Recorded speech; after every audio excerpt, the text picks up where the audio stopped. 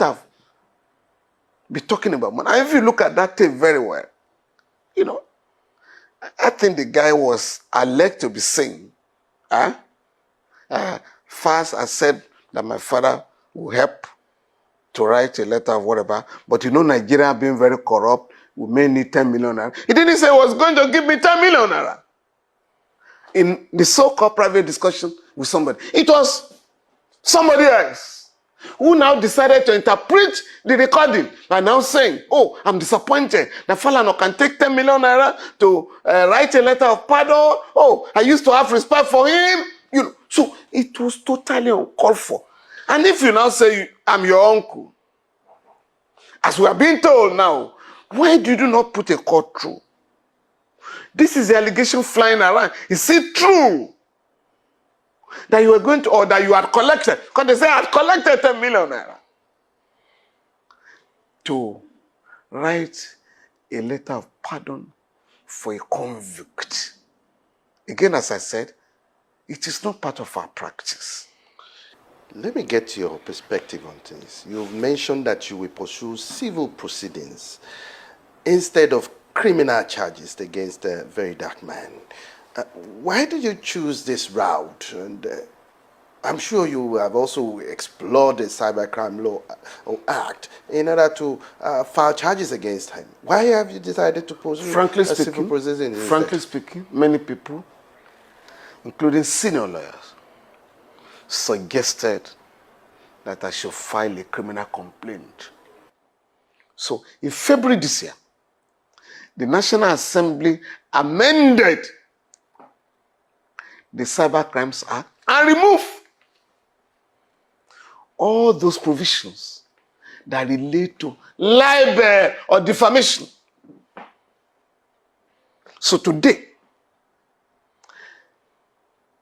a person can only be prosecuted under that law if he uses a computer to send pornographic materials or statements that are capable to cause a breach of the peace in the society. It has nothing to do with protecting any individual. That is the state of the law today. So I couldn't have filed a petition under the Cyber Crimes Act, because right now I'm defending 2 journalists who were charged, who are standing trial for cyber stalking or whatever, and we have faced serious objections.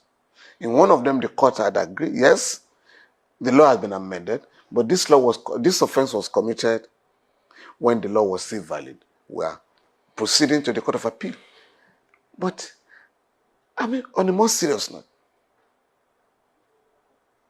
the campaign we are leading for decriminalization has yielded fruits in Liberia, in Sierra Leone, and Ghana.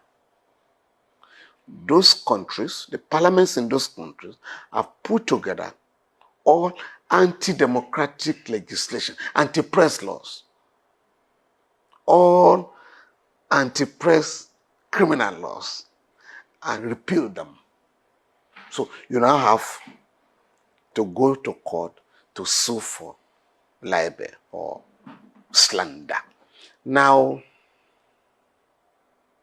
Lagos and Edo State have also repealed criminal libel. So, from the statute book, only those 2 states in Nigeria. So we're trying to get these laws, and we're trying to appeal to other state governments to wipe out criminal libel from their criminal codes. So this is the state of for that reason.